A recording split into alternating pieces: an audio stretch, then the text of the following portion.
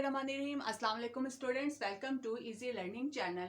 Last video में हमने पढ़ा था structure and the function of human heart. आज का हमारा जो टॉपिक है वो भी हमारे पिछले वीडियो से ही रिलेटेड है। That is the major path of the blood. Human beings के अंदर या ह्यूमन के सर्कुलेटरी सिस्टम में फ्लो ऑफ ब्लड के लिए दो मेजर पाथ होते हैं। नंबर वन होता है pulmonary circulation and the other is systemic circulation. सबसे पहले हम देख लेते हैं पल्मोनरी सर्कुलेशन। पल्मोनरी सर्कुलेशन क्या होता है? The flow of blood between heart and lungs is known as pulmonary circulation. कि जब हार्ट और लंग्स के दरमियान फ्लो ऑफ ब्लड होता है उस पाथ को हम कहते हैं पल्मोनरी सर्कुलेशन। पल्मोनरी सर्कुलेशन में क्या होता है कि एक तरफ तो हार्ट से डीऑक्सीजनेटेड ब्लड जाता है लंग्स में ऑक्सीजनेशन के लिए, और फिर जब लंग्स में वो ब्लड साफ हो जाता है, ऑक्सीजनेटेड हो जाता है, तो वो ऑक्सीजनेटेड ब्लड जो है वापस हार्ट तक वापस लाया जाता है। इसमें क्या होता है, हमने फंक्शन ऑफ हार्ट में पहले भी पढ़ा था कि इसमें जो डीऑक्सीजनेटेड ब्लड है वो राइट वेंट्रिकल से पल्मोनरी आर्टरीज के जरिए एंटर होता है लंग्स में, जहां पे लंग्स में जाकर वो ब्लड ऑक्सीजनेटेड होता है, और फिर वो ऑक्सीजनेटेड ब्लड जो है पल्मोनरी वेन्स के जरिए एंटर होता है लेफ्ट एट्रियम में।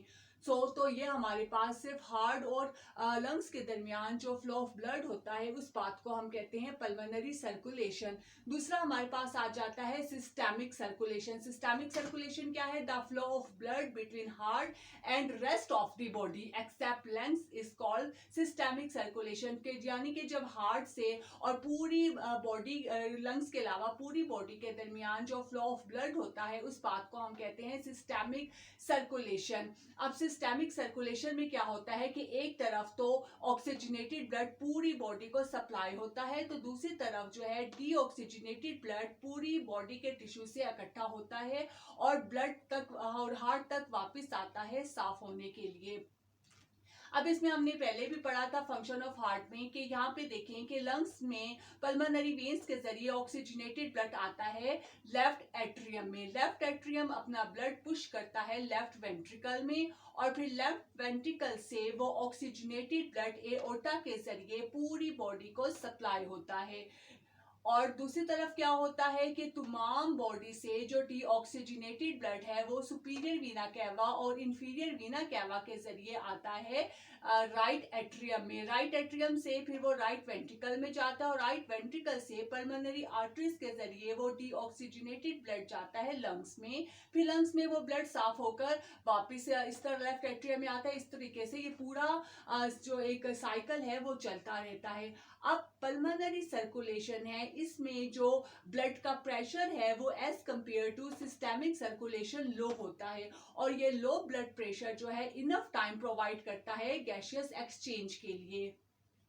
तो ये हमारे पास थे two major path of the blood. Next हम देख लेते हैं इसी से related cardiac cycle. Cardiac cycle क्या होता है कि हमने फंक्शन ऑफ ब्लड में पढ़ा कि दोनों एट्रियम अपना ब्लड जो है वो पुश करते हैं ये दोनों वेंट्रिकल्स में, और फिर दोनों वेंट्रिकल्स अपना ब्लड जो है पुश करते हैं आर्टरी और एओर्टा और पल्मोनरी आर्टरीज में। तो ये जो हमारे पास ऑल्टरनेटिंग रिलैक्सेशन और कंट्रैक्शन होती है उसे हम कहते हैं कार्डिक साइकिल। जो हमारे पास रिलैक्सेशन की स्टेज आती है उसे हम कहते हैं डायस्टोल कंडीशन, और जो हमारे पास कंट्रैक्शन की स्टेज आती है उसे हम कहते हैं सिस्टोल। कैसे? सबसे पहले हम देख लेते हैं कि सबसे पहले हमारे पास ब्लड एंटर होता है लेफ्ट वेंट्रिकल और राइट एट्रियम में, दोनों एट्रियम में ब्लड आता है। जब एट्रियम में ब्लड आ रहा होता है यानी एट्रियम ब्लड से फिल हो रहे होते हैं, तो उस वक्त एट्रियम जो है दोनों एट्रियम रिलैक्स कंडीशन में होते हैं, यानी कि हम कहते हैं कि एट्रियल के अंदर डायस्टोल कंडीशन आती है। फिर जब दोनों एट्रियम जो है ब्लड से फिल हो जाते हैं वो अपना ब्लड पुश करते हैं दोनों वेंट्रिकल में।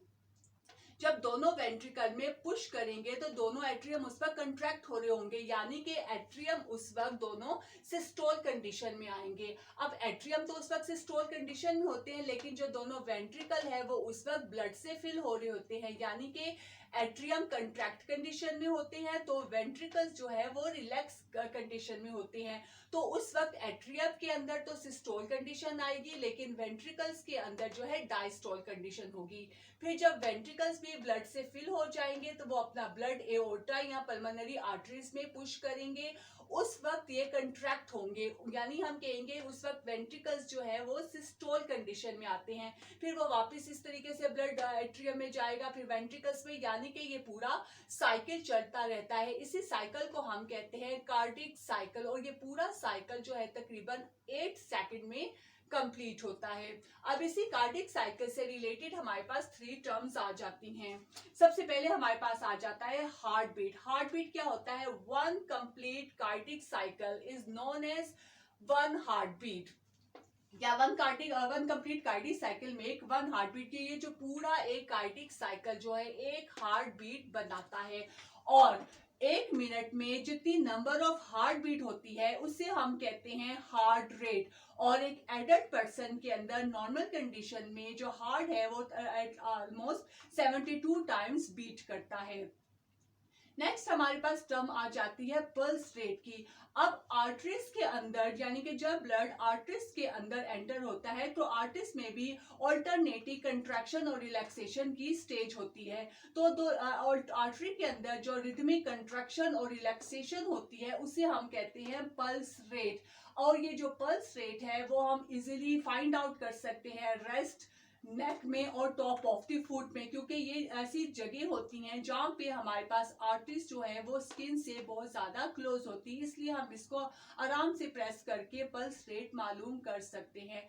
तो ये हमारा छोटा सा टॉपिक था जो फंक्शन ऑफ ब्लड से ही रिलेटेड था। आई होप कि आपको समझ आ गया होगा। समझ आ गया हो तो मेरी वीडियो को लाइक कर दे और मेरे चैनल को सब्सक्राइब कर दे। इंशाल्लाह ताला अपनी नेक्स्ट वीडियो में हम नया टॉपिक लेकर आएंगे, यानी जो होगा हमारे पास ब्लड वेसल्स के बारे में। तो कीप वॉचिंग माय वीडियोस।